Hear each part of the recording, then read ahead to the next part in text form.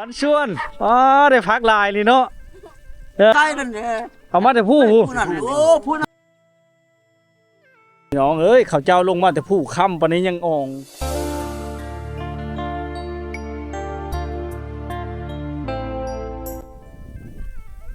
ครับทักทายสวัสดีFCทุกคนนะวิดีโอนี้เฮาก็มาอยู่ที่หมู่บ้านซบลู3เนาะ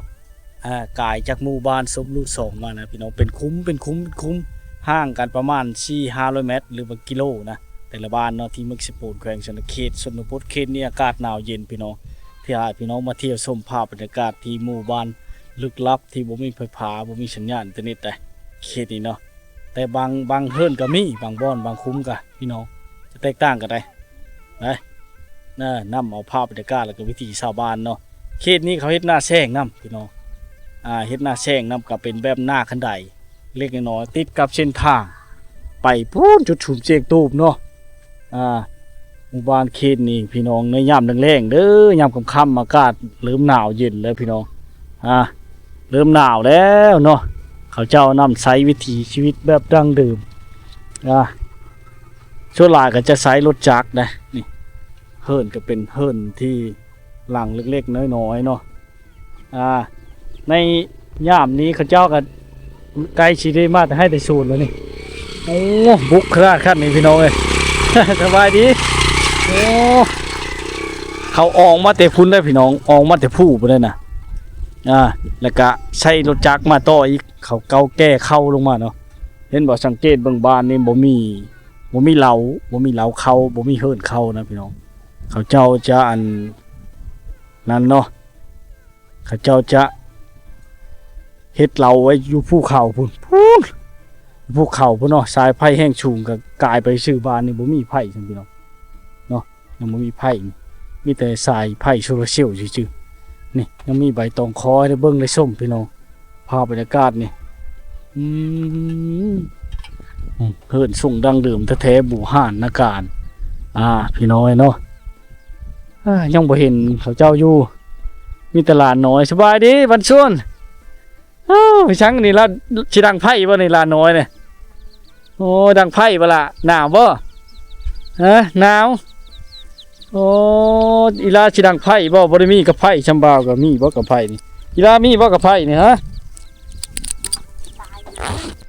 เอาบ่จากแก้วนี่เป็นบ่เอาไปเป็นบ่จากแก้วนี่กินเป็นบ่เด้อ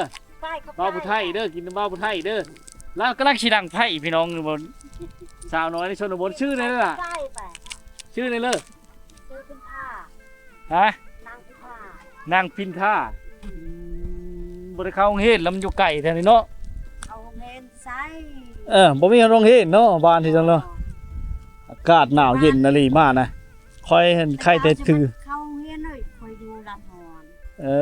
นมาโพอยู่บ้านซบลูนี้ชิวเจ้าว่าเห็นหน้าแช่งนี่นะหน้าแช่งคอยเอิญนี่เจ้าเอิญเนี่ยนั่นเนี่ยหน้าเล้งแต่คอยเอิญหน้าแช่งหน้าเล้งคือเดียวแล้วชิวเจ้าประเทศบ่เขาเฮ็ดบ่ชิวเจ้าประเทศมีแต่ชาวบ้านเขาเฮ็ดน่ะเฮิรนอื่นบ่มีไฟฟ้าเนาะยากเลยนี่ลงมาแต่ผู้คุณบ่ชิวเจ้านี่ลงมาแต่ให้เลยโอ้ไปหายางโมงเขาเอาเขาออกมานี่ออกยังโบงมาลงมาน่ะแม่นโอ้ยพี่น้องพอได้ป้องเย็บเฮิรนลากอะไรพี่น้องเลยเนาะจักคนอยู่เฮิรนเนี่ยอาศัยอยู่ในเฮิรนเนี่ยจักคน2 คนกับผัวกับลูกผู้นึงผัวเขาไปแล้วเราไปเฮ็ดงานแล้วไปไถนาอยู่บ้านเลยน่ะบ้านใดนี่เคอนี่นะเห็นน่ะอยู่ลมพ่นเลาะเช่ขึ้นไปผู้นี่ได้เขาอยู่บอนมันต้นนั่นชมมันต้นนั่นโดยไปเฮ็ดอยู่พุ่นโยเจ้าชี้ขึ้นผู้พี่เจ้าต่อไปแน่อนาคตจะเป็นหน้าแช่งมาแล้วชมมันต้นน่ะคอยคิดว่าบ้านเขาก้นมันต้นเหมาะกับการเฮ็ดหน้าแช่งได้น้ำลิ้นเนาะเฮ็ดน้ำลิ้นทั้งหมดน่ะเนาะโอ้สะดวกสบายอยู่บ่ได้ดูดน้ำได้บ่ได้เชียร์น้ำมันรถคันเชียร์น้ำมันรถคือแถวบ้านเฮาโอ้บ่ไหวปีนึง10 ล้าน ไล่ใช้ได้เข้ามากะพอดีงาม เข้าอยู่มันมีแต่มาหา เออ เฮ็ดมีแต่นานั่นตอนเดือน6จะเฮ็ด โดย ยามนี้คือเขาได้เฮ็ดและนาอยู่คน ชนหลายก็เฮ็ดให้นำแล้วเนาะมันบ่มีหน้าร้ายแถวนี้มันเป็นเนินเขาทั้งหมดเนี่ยโน่นบ้านนี่ก็ยังเป็นเนินเขาโอ้ขอบเจอหลายเด้อเออได้ขนมไม่ลาน้อยก็มันบ่หลายชิฮะก้อนดีมากกินเองแน่ ไปกันเด้อลาเด้อชื่อเลิกก็ ชื่อนางพินทา ไปกันเด้อพินท่าเด้อ เอา กินโลขนมบ้าเฮ้ยบ่เป็นจังดอก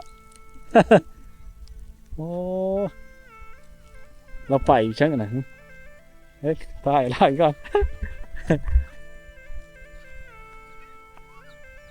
เขาเจ้าจะใช้กระเป๋าไปนั้นแหละพี่น้องเนาะแถวนี้เขาใช้กระเป๋าหรือว่าเอิ้นกระผ้านะชื่อสายมัน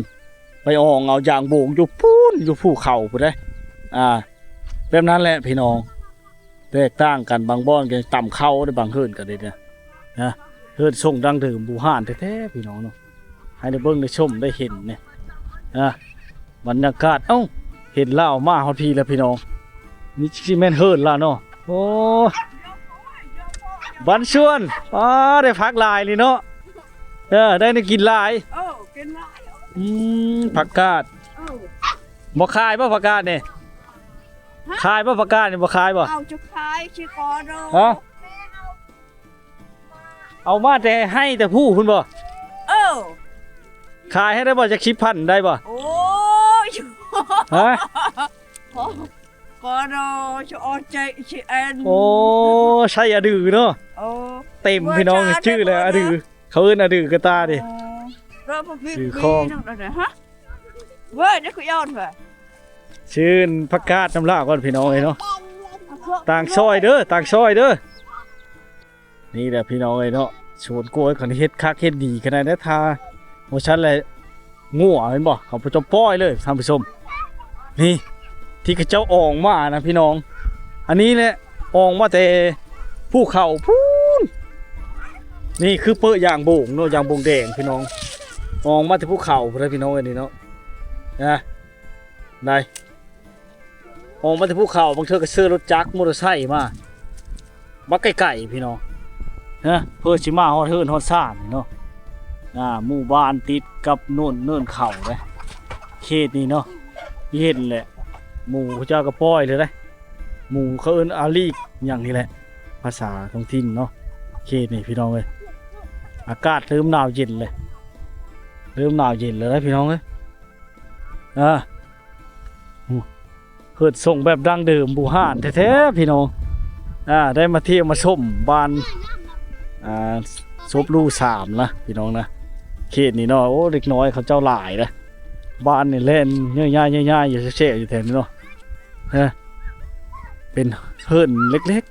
ๆบ่มีห้องน้ำเนาะห้องน้ำก็บ่มีแล้วพี่น้องเอ้ยห้องน้ำก็จะบ่มีแล้วก็บ่มีไฟฟ้าบ่มีสัญญาณโทรศัพท์เนาะได้เพียงแต่กายไปชื่อพี่น้องเอ้ยโหเขาเจ้ากำลังลืมตาอย่างบุงนะเป็นหมู่บ้านมีเพียงแต่11 12หลังคาถึง2 3 4 5 12หลังคา6 7 8 9 10 12นี่แหละเป็นเฮือนทรงดั้งเดิมแท้ๆนะโอ้เฮือนหลังนี้เต็กมุ่งผ้าบาทพี่จิบุทนท่านพี่น้องเอมด้วยผ้าอย่างเนาะต่างๆโอ้ถ้าเดี๋ยวมาเบิ่งบรรยากาศยามเช้าเนาะเขาเจ้าต่ำเข้าในเบิ่งบอลเขาต่ำเข้าเด้อพี่น้องบ่เกิดว่ามีคู่เฮิรนเลยนะยามเช้าๆเนาะต่ำเข้าบูฮานนี่เนาะยามแรงไปนี่ก็บ่ค่อยแล้วเลยเขาเจ้าเบะมานั่นแหละพื้นนะพี่น้องโอ้เนาะเฮิรนชงดังดื่มแท้ๆพี่น้อง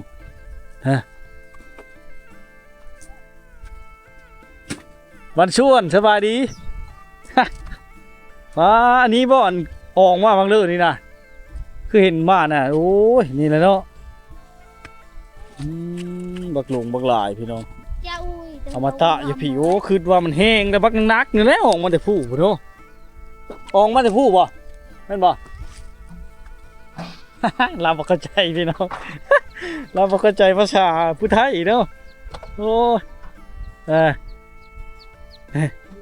บ่เล็กๆน้อยๆเนาะโชดเองบ่น่ะโชดเองบ่ เขาคือจะเขาหูเลยพี่น้องเอ้ย มีหูประชาผู้ไทยค่อยเลยบาทเลย โอ้ย11 12หลังคาพี่น้องเนาะก็คักไปอีกแบบบรรยากาศเขาเจ้าตั้งอยู่ในเนินเขาเลยบ้านเขาเจ้านี่พี่น้องจอนเตวิวภาพธรรมชาติที่สวยงามในเขตนี่มาเที่ยวมาชมบรรยากาศเขตนี้ถือว่ามีความสุขหลายพี่น้อง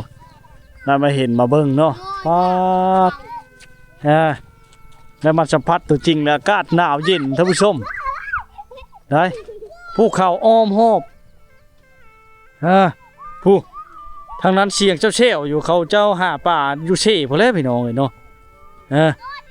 โอ้พี่น้องเลยนี่ความสุขไปอีกแบบได้มาเห็นสัมผัสดูเด็กน้องเขาเจ้าแล่นลิ้นเจ้าเชี่ยวนี่เลยเนาะโอ้ยแนวลิ้นก็มาลิ้นแน่เปื้อยางโบงเลยพี่น้องเพิ่นกระจายน้ำมุ้งด้วยใบตองคอพี่น้องเนาะใบตองคอเลยผสมกับผ้าบัดน้ำมีแต่เฮ็ดโดยไหมเมิดพี่น้องคือว่าจะสมบูรณ์แบบกับไหมเนาะบางเฮือนบางช่างก็มีการเปลี่ยนแปลงแบบใดเขาเจ้าเอามาแต่ผู้เขาพุ่นเด้ไหมเฮนี่กับพากระเตะนี่กับพี่น้องเอามาแล้วจะจักสานเองได้เคนี่บ่มีขายเนาะบ่มีขายบ่มีร้านค้าในหมู่บ้านเขตนี้บ่มีร้านค้าเลยพี่น้องนี่สังเกตเบิ่งเนาะนี่ใบตองคอนี่เอามาแต่ปุ้นแต่โน่นภูเขาที่พี่น้องเห็นไกลๆพุ่นแหละให้เขาเจ้าอยู่เทิงพุ่นเนาะ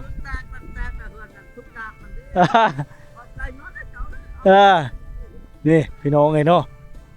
โอ้ทุกมันแล้วผู้ใดก็ได้เลยซ้ำเดียวมดนี่นะใบตองคอบ้านชวนสบายดีต้มพี่เลยนะต้มบ่อนให้หมูบ่พอดีพิงไผ่อากาศมันอุ่นดีเนาะต้มมันหมูกินนั่นตะยางโบงเองบ่เนี่ยหรือว่ารับจ้างบ่ผู้ไก่นั่นแหละเอามาแต่ผู้นั่นโอ้ผู้น้ำผู้นั่นแหละเราเอามาแต่ผู้คุณพี่น้องสบาย อันนี้นะแบบว่าตัดรับจ้างเขาบ่จ้างแล้วนะทายให้เขาให้เวียดเขาเฮ็ดโซนเขาแล้วมาตะแล้วขายให้เขาอีกเฮ็ดอยู่ป่าแล้วบ่มีชวนไปหาอยู่ป่าเลยหายางโบงจากธรรมชาติมาขายเขาโอ้ยเนาะตัดเพื่อสิเอามาได้แล้วตัวอ่องนะค่อยเห็นอยู่กอยขึ้นมาลงมาแต่ผู้นะบางคนพูดได้แล้วจักกะอ่องลงมาแต่ผู้แล้วแค่ทางนั่นแหละแก้มาเนาะเป่าดึงถูกkhông tao muốn mới tao lòng kiểu tiêu không phải mình tao trong kìa mình thiên kìa บรรยากาศยามกับค่ำหนาวเนาะอากาศหนาวเนาะบ้านเจ้าลึกลีจะสิจังเลยเนี่ยเราจังโชดบ่พ่อเฒ่าเลยดีแล้วโอ้อากาศหนาวเนาะคือว่าเราว่าย่างโบงนี่หามาจากธรรมชาติพี่น้องมาจากภูเขาพุ่นเลยเนาะอองมาเพื่อตากแห้งเนี่ยก็ขายให้เวียดชาวเวียดนามเขาเจ้าซื้อเนาะคำมันแห้งโลเท่าไรคำมันแห้งเนี่ย8,000เนาะคำมันดิบด้วยจ้ะ4,000โอ้คนครึ่งจังพ่ออย่างตาก็เลยเนาะมองจนเมื่อยพี่น้องหันหมูก็มันหนาวจนพิงไผ่พี่น้องเลย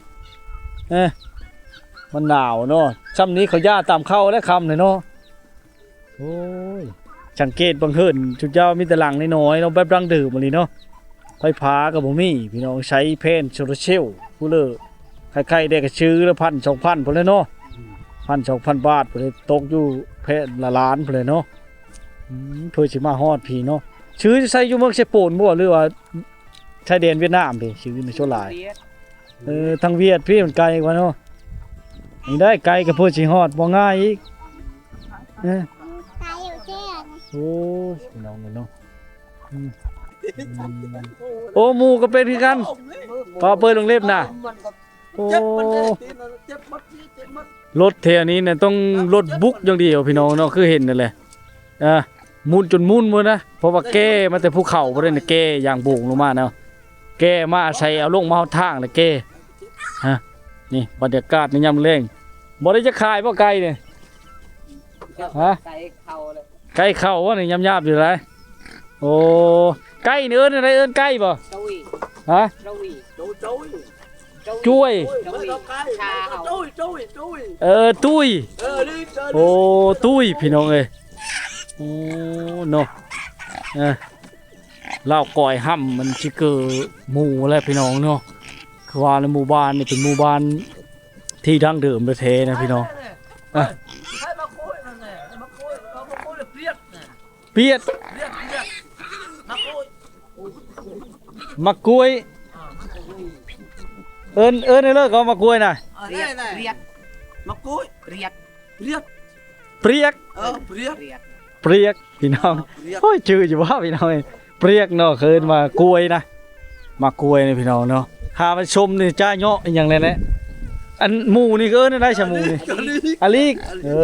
จะขายคือแถวนั้นอยู่ นี่มาเนี่ยจ้อมา อะจ้อ จ้อ คันงัวได้จ้ะ จ้อ เถื่อ จ้อแก เชื้อตัวทอบ่ เถื่อ เชื้อ เถื่อ บ่แม่นจวกนะบ่แม่นบ่ เถื่องัว เชื้อว่าตัวดอกบ่แม่นนะพี่น้องเนาะ ตะเรียตะเรียตู ตะเรียนะมีหยังบัดนี่ควายโอ้ตะเรียพี่น้องไอ้ม่วนเป็นน้ำภาษาเขาเจ้าเนาะนี่ เอิ้นหยังยังบ่งนี่เอิ้นนี่ไร ไปยังโบงคือกัน ยังบ้องยังบ้องมันเนี่ยยังบ้อง ยังบ่ง ไม่ พี่ ยั น้อง งเนาะ ไม่บ้อง บรรยากาศบ้านก็จะเราพอได้หัว เราถึง ภาษาชนเผ่าบ่รู้ก็จะไม่ค่อยฮู้ไปเลยนะภาษาละถึงเนาะเราขอยห้ำเฮือหมูเนาะผู้มันเจอมันฮ้องกี้กากแหละพี่น้องเอ้ย ใช่ เซลคือหมูป่าเนี่ยนะเฮ็ดป่านี่พี่น้องยุ่มย่ำนี่เขาจะต้มบ่อนน้ำเอาคืออ้อนะมันเป็นหยังบ่ลาวคืออ้อนะตัวน่ะหมูเข้าบ่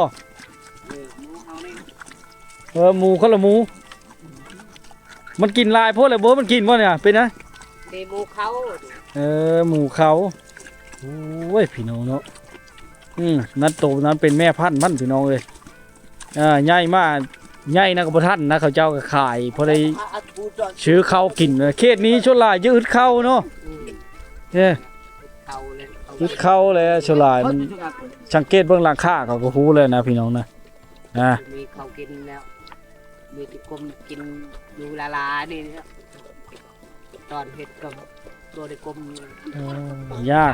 บ่ละ10ซอบเนาะ5ซอบบางให้ก็คันผู้ใดได้หน้าแช่งนำมาเสริมก็ไข่เนาะได้หน้านะได้หน้าเฮาเฮ็ดหน้าได้โอ้คือสิแล้วพี่น้องเนาะไม้นี่เจ้ามาเฮ็ดไปเลยเนี่ยเฮ็ดหยัง เขาจับ ติบเข้าบ่ ปุ้ยหางยักษ์งัดคืน เอามาไว้มัดกระเป๋ามัดหันมานี่โอ้เราจักโตะอะไรมีวิธีแบบใหม่นะพี่น้องโอ้เฮ็ดแบบนี้แหละดึงไปแล้วมันมาฮอดพี่เลยบ่นี่โอ้แบบนี้ก็มีพี่น้องจักโตะบาทเดียวสามารถเฮ็ดให้ชุดเลยโอ้วิชุดล่ะเนาะโอ้ขอยก็สิไปเฮ็ดลองเบิ่งก่อนบ่เคยเห็นจักเธอหักเห็นนี่เนาะพี่น้องไม่บ่งได้เราเฮ็ดนี่ถือว่าแล้วเลยได้หลายเช่นบาทเดียวพี่น้องหากก็เพิ่งเคยเห็นครั้งทำอิฐก็กะช่างเฮ็ดเนาะผู้ปัญญาของชาวบ้านเขตนี่เป็นเชยพี่น้องจักเราเฮ็ดนั่นเลยหากก็เห็นครั้งแรกล่ำเนาะโอ้เก่งชมเชยแล้วนี่แหละเฮือนซาดร้านเปเขาเจ้าพี่น้องเล็กๆน้อยๆบูห่านดั้งเดิมแท้ๆได้ให้พี่น้องได้เบิ่งได้ชมเนาะหรือภาพบรรยากาศภายในบ้านเขาเจ้าอากาศเริ่มหนาวเย็นโลดพอแต่ค่ำมามื้อนี้ก็ใครได้มีแสงแดดนิดนึงพี่น้องเนาะหลักๆเขาเจ้าก็คือในฤดูแล้งแบบนี้เขาเจ้าจะไปหาเอาเปิ้อย่างบงป้านะอย่างบงแดงอยู่ในภูเขา อ่องลงมาบางคนบ่มีรถจักรกันบ่มีรถจักรมอเตอร์ไซค์ก็อ่องลงมาอ่องลงมาแล้วก็เอามาตะไว้ให้ขายให้ชาวเวียดนามเนาะเพราะขาเวียดเพิ่นเนาะคือเห็นนะเพื่อนชาติร้านแปรก็จะเป็นโปร่งเยมแบบดังดื่มเลยนี่พี่น้องเนาะมุ่งด้วยใบตองคอหาอยู่หากินแบบธรรมชาติได้เขตนี้พี่น้องเลยได้หมูมันหนาวมันเข้าต่อไผ่เลยพี่น้องนี่หมูน้อยมันหนาวเนาะนี่แหละคือภาพบรรยากาศภายในบ้านซุปลู่สามน้องเฮ็ดให้แล้วมาเบิ้งมาชมพี่น้องเห็นตัวจริงแล้วมันนี่ก็มีความสุขเนาะภูเขาอ้อมล้อมอ้อมหอบเมิดพี่น้องเนาะใช่เต็มไปด้วยบรรยากาศที่สวยชดงดงามเขตนี่มีภูเขาอ้อมล้อมอ้อมหอบอากาศหนาวเย็นลงแล้วพี่น้องเอ้ยภาพบรรยากาศบ้านเขาเจ้าเนาะค่ำแล้วพี่น้องค่อยค่ำแรงลงแล้วเนาะนี่แหละตอนนี้ตื่นเช้ามาตอนนี้ขึ้นภูเขาเนาะค่ำมากจังได้มาอยู่บ้านอยู่ซองขึ้นไปหาอยู่หากินแบบธรรมชาติมันบ่มีแนวหาเงินหาค่ำในเขตนี้พี่น้องมันห่างไกลชอกลีกบ่มีอาหารขาเนาะบ่มีห้องน้ำบ่มีวัดว่าห้ามอย่างต่างๆเนาะอยู่กับชีวิตการไปอยู่เขาแบบนี้แหละพี่น้องเด้แล้วอองยางโบงมาพี่น้องไอ้ท่านแล้วบัดนี้เนาะแม่นบ่อองยางโบงบ่อันนี้แหละเขาเจ้าจะอองยางโบงมาวันนี้นี่จนค่ำนี่ไปหาจากภูเขาพุ่นเลยเนาะจากภูเขาพุ่นเลยเอามาจากภูพุ่นบ่แม่นแล้วโอ้ตัวธรรมชาตินั่นแหละพี่น้องเอ้ยนะเขาเล่าออกมาเพื่อสิฮอดนักเป็นตั้งเท่าไหร่กิโลระดับ20กิโลนะออกมาจนเมื่อยขึ้นไปหาทะมืดมือไปแต่เช้าๆเฮ้ยพี่น้องนี่คือเห็นนั่นแหละเพื่อสิมาฮอดเทินฮอดชาติเนาะไฟฟ้าก็บ่มีสัญญาณอินเทอร์เน็ตก็บ่มีเนาะตัดขาดจากโลกภายนอกได้พี่น้องแล้วมาเห็นกันเลยเนาะหวานข้าเจ้านี่ดังเดิมแท้ๆพี่น้องให้ได้เบิ่งได้ชมเนาะโอ้พี่น้องเลยภูมิลำเนาภูมิสันฐานที่สวยชดงดงามเนาะในบรรยากาศเต็มไปด้วยภูเขาอ้อมหอบอ้อมล้อมมาเห็นก็มีความสุขไปอีกแบบนะพี่น้องได้มาฮอดมาถึงเนาะโอ้ดีใจหลายๆนะที่ได้มาเที่ยวท่องชนบทเนาะไปเลยพี่น้องค่ำใส่นอนหันคือเห็นเลยได้พี่น้องเอ้ยยาแล้วโบราณก็ได้ขอบใจหลายๆเด้อกูจำไอ้พระพอละยาละยาละบ่เอาเลยยาละคอยเฮลาลานะเฮลาโอ้ยบ่ได้ฮักแพงกันเด้อนี่ก็ฮักแพงคือกันฮักแพงอย่างว่านะโอ้ยบ่เอาได้เขาบ่เอาเงินพี่น้องเอ้ยเขาจะเอามากินนะเห็นพักแล้วเขาจะเอาปูมาแต่ให้มื้อนี้เนาะบ่เขาแม่เฮามาคอยอยู่บ้านตะลัวอันลายบ้านตะลัวเขาปูมักซาลีอันลายเขาคือสิขายอยู่เนาะลายมื้อหน้าสิไปนะขอบใจหลายเด้อเอาให้บ่เป็นหยังเล่าออกมาบักมื้อบักไก่ย่างมาเป็น2-3กิโลโอ้ขอบใจเด้อแม่เฒ่าเด้อวิธีชีวิตประจำวันเขาเจ้าเนาะคือการหาบน้ำพี่น้องไปเอาน้ำลิ้นจากป่าจากภูเขาต่อจากภูเขาเนาะเป็นโครงการลงนี่เขาหาบมาในนี้แหละพี่น้องเป็นวิธีผู้หญิงในชนบทเนาะเขาเจ้าหาบมาพี่น้องเลยพวกหาบน้ำกินนะลักๆคือกระทุกน้ำมันเครื่องเนาะหรือน้ำมันลิ้นเกินว่ามันทนทานมีความทนทานเขาเจ้ามาล้างโดยขี้หินหรือว่าอย่างต่างๆเขาเจ้าหาบมาผู้หญิงต้องได้ผ่านบอกว่าจะเป็นการตำข้าวหรือหาบน้ำแบบนี้ได้พี่น้องเลยได้ขมวนไปอีกแบบพี่น้องเนาะเป็นวิธีชาวบ้านเป็นดั้งเดิมได้พี่น้องเอ้ยนี่หน้าแซงเขาเจ้าเนี่ยเป็นหน้าขั้นใดแบบนี้แหละพี่น้องเนาะจะเป็นให้บ่ใหญ่เลยก็เพราะว่ามันเป็นหน้าขั้นใดลงไปเรื่อยๆเขาเฮ็ดตามโน่นภูเขานะเขตนี้มันบ่เป็นดินหาบเพ่งเลยพี่น้องนอกก็เลยเฮ็ดให้มันเป็นแบบนี้พี่น้องหน้าเขาเจ้าจะเป็นหน้าขั้นใดแบบนี้ได้ เขาเจ้าเฮ็ดหน้าแซงไปนำไม่น้อยเด้บ่อนนั้นน่ะเขาเจ้ามาเอาน้ำหมดหมู่บ้านเขาเจ้าเอานะนี่พี่น้องแต่มันค่ำแล้วมื้อนี้เนาะก็เลยมาบ่ทันบ่ได้เห็นหลายนะพี่น้องเนาะเขาเจ้าไปเอาอยู่หั่นในน้ำลิ้นนี้มาจากภูเขาเขาเฮ็ดหน้าแซงได้เฉยน้ำลิ้นมาจากภูเขาพี่น้องโอ้พี่น้องเอ้ยเขาเจ้าลงมาแต่ภูค่ำปานนี้ยังอ่องกันเปื้อยังโบงเลยพี่น้องเจ้ามาเนาะเพิ่มมาตะชาวบ้านเขตนี่รายได้ก็เล็กน้อยพอได้ซื้อข้าวเลยพี่น้องนะบ่ได้หลายไปเลยเนาะเพิ่นสิแห้งก็ได้รับ5-6 มื้อพุ่นแหละเขาเจ้าอ่องมาบักไกลๆลงมาแต่ภูพุ่นได้เขตอันใกล้ๆนี่มันจะเป็นของชาวบ้านเขาอันนี้พี่น้องเอ้ยอันนั้นอยู่พุ่นอยู่เทิงภูบักไกลๆเพื่อสิออกลงมาฮอดนะโอ้